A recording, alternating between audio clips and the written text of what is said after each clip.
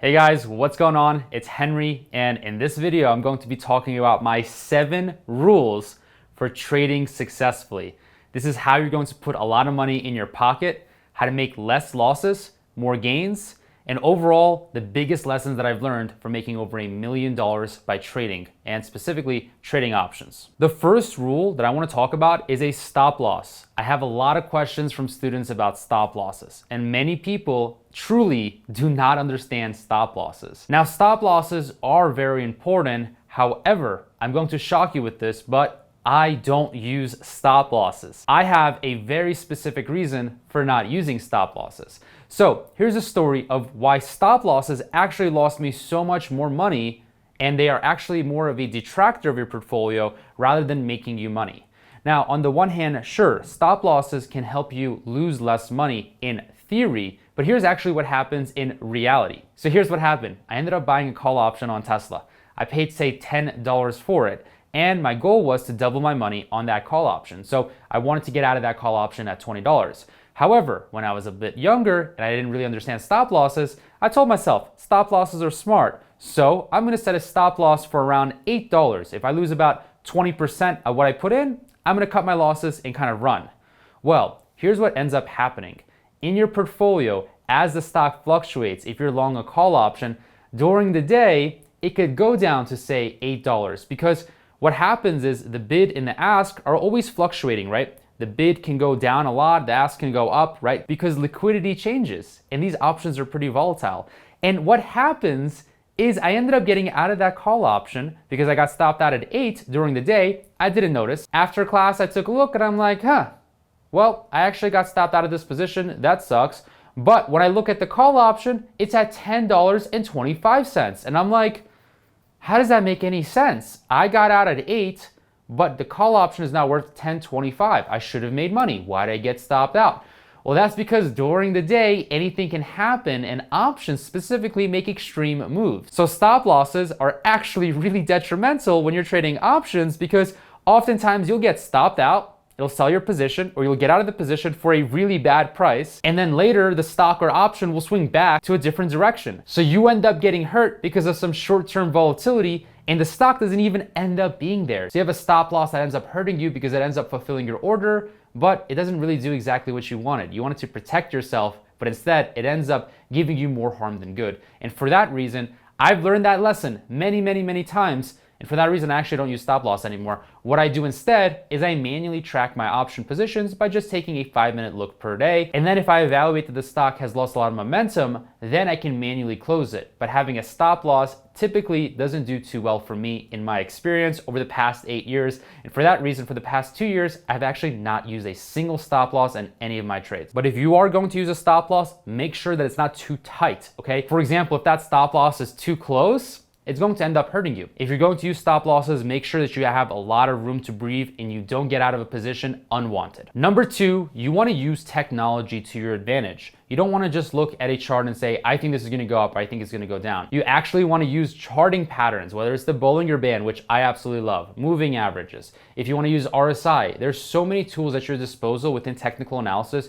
You want to make sure that you use technology to basically understand where is the stock trading in its cycle. All stocks are in a cycle, okay? Either they're in a high cycle, they're in a low cycle, or they're consolidating and going sideways. You want to figure out which way the stock is going. That way you can make a better decision on direction. I personally like tools like TD Ameritrade, Yahoo Finance, TradeView. There's many tools out there. I also use OptionsFi, which gives me ideas into what options to buy and sell, and that research is already done for me. I'm actually a contributor to the software. My friend built the algorithm back when I was working with him at Goldman Sachs. And the algorithm basically gives you some picks and it tells you which option to buy and sell. I do have a link in the description, but I do want to say that you absolutely don't need to pay or use any paid resources. You can just use technology that's free out there on the internet, and you should use that technology to your advantage in your trading if you want to be more consistent and successful. Now, the third thing, this is super important because Warren Buffett said, rule number 1, don't lose money. Rule number 2, look at rule number 1.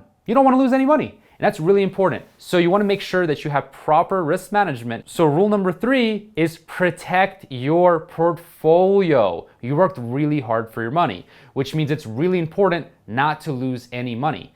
The way you do that is by setting proper expectations for each trade and also by diversifying your money throughout different positions. If you have 100% in Tesla, you can probably make a lot of money, but guess what? You can also lose a lot of money. If you are about 30 or 40 years old, or wherever you are in your age, in your career, you probably worked really, really hard for your money, and putting 100% of your portfolio into one single stock is really poor risk management because you're putting all of your eggs in one single basket.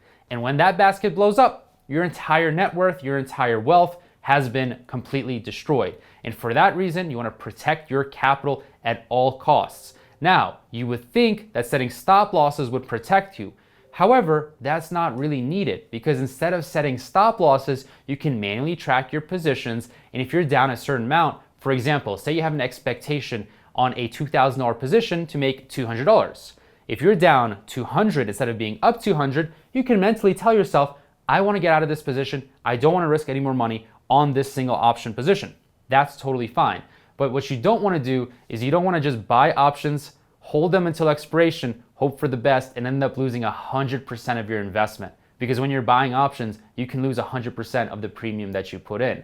So it's really important that you protect yourself by never losing that full amount. Rule number 4, you've probably also heard this one from Warren Buffett, but you want to have an area of focus, a center of competency, okay? Whatever you do for work or whatever you have a lot of knowledge in, say that you play video games, or say that you are a big fan of sports, or say that you know every single movie on Netflix, then you want to focus on the areas that you have a lot of knowledge in, which means that you just want to follow about 10 stocks. For me personally, I'm currently holding 8 stocks in my portfolio and I'm trading about 5 to 10 different options. So my center of competence is less than 20 stocks.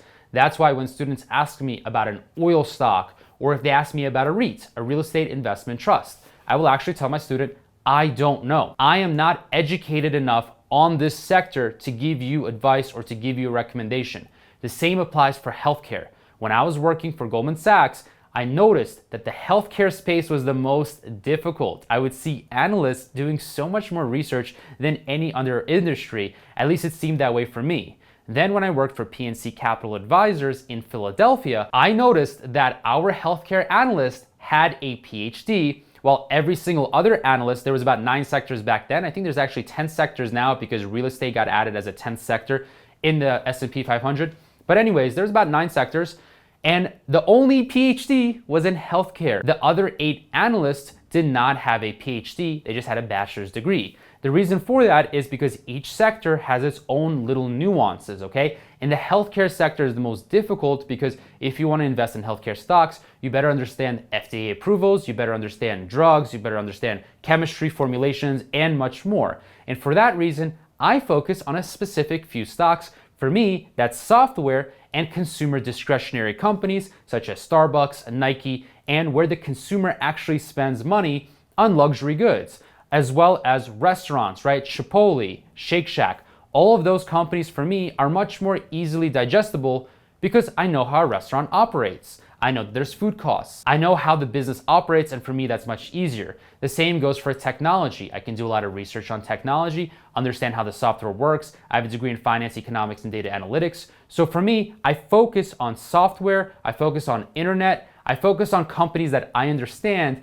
and by doing that, I make far fewer decisions that are bad, and I make far better decisions that are good, which allows me to make a lot more money in trading, helps me be successful and more consistent. So I recommend you that you pick 10 to 20 stocks that you completely focus on, become an expert in, and then when those stocks sell off or they go up a lot, you can use certain option strategies, whether it's call credit spreads, selling puts.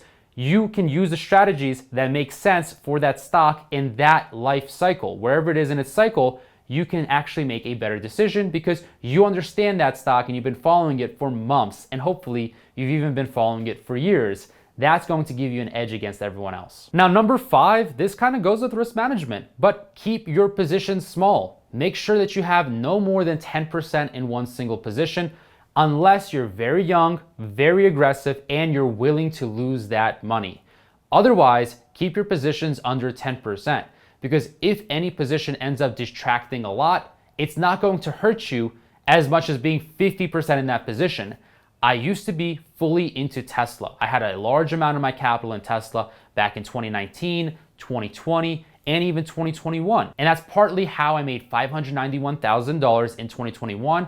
And in 2020, I took 100K to 700K because I was focusing on Tesla. I was doing put credit spreads. I was using the small account strategies that I talk about in my channel here on my playlist, which you can watch all the strategies, whether it's butterflies, put credit spreads, call credit spreads, leaps, poor man's covered calls. I have so many videos that you do have to understand if you want to become a good trader. But for me, I was focusing on just one stock. My entire portfolio was basically Tesla, leaps, calls, bull call spreads.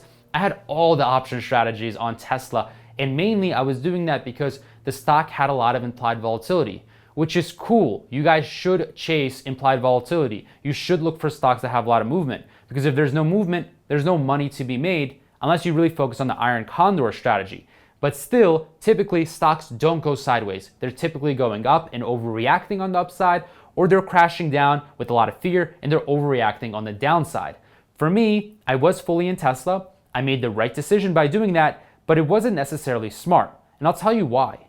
Let's say that you're going to work and you're going to drive there and you go 130 miles per hour and you get to work 5 minutes early. Well, are you actually smart for getting there 5 minutes early, or are you lucky? Well, I would say that you're lucky and you should not drive 130 miles per hour because that's super dangerous. You could have caused damage to yourself or other people or gotten into an accident. You made it to work on time, but it doesn't make you smart. It makes you actually very risky. And one day you're more likely, much more likely to be in an accident by going that fast. And the same applies for your portfolio. You need to spread your risk around, because if you only have one stock, it's like going 130 miles per hour. You may get really good results, right? Because you can get there much quicker, but you're risking yourself a lot, because if that stock goes down, you're going to be extremely hurt and you can lose a majority of your portfolio if you're only invested in one stock. The reason why I ended up breaking my own rule was because I'm in my mid-20s at the time and I had a lot of risk appetite, right? I wanted to risk pretty much everything that I had to make a lot of money, and I was completely okay with losing that money because I know that I have a long career and I'm ready to work for a very, very long time since I enjoy working. But that's not really a smart decision if you're a bit older to risk all of your money on one stock, because all that money that you made throughout your lifetime, you could lose it. And for me, I was okay with that. That's why I made a decision to go mostly into Tesla. But right now, where I am today, I would not do that again, because I'm going to be risking what I need for what I want.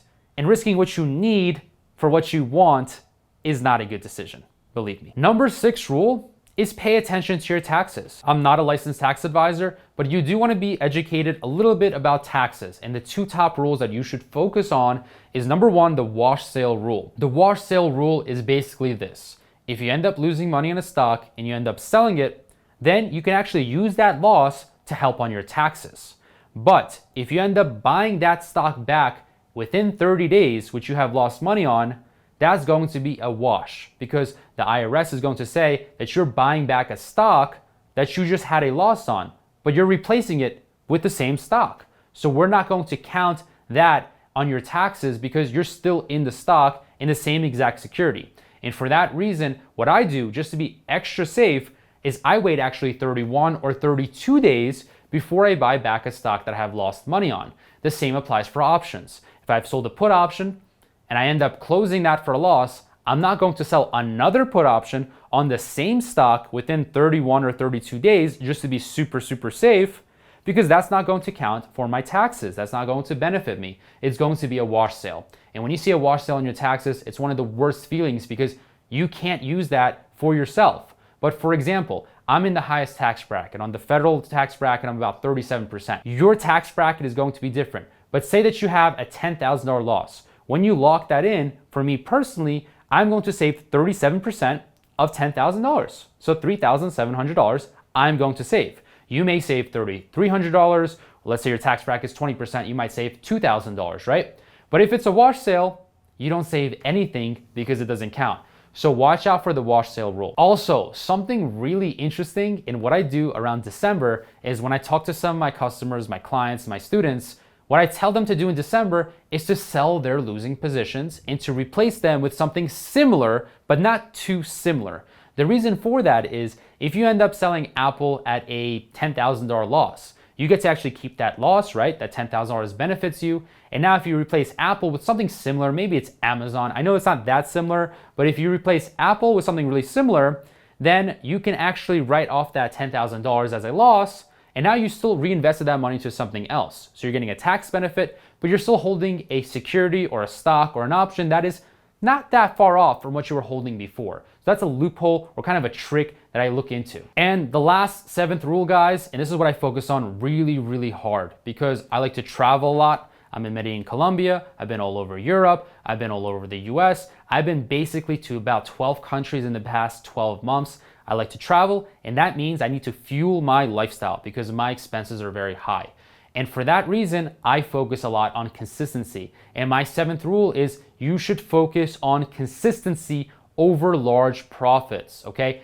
I would prefer to make $10,000 a month every single month for 12 months in a row than make $50,000 one month, lose $4,000 the next month, make $25,000 the next month, and then lose $28,000 the next month.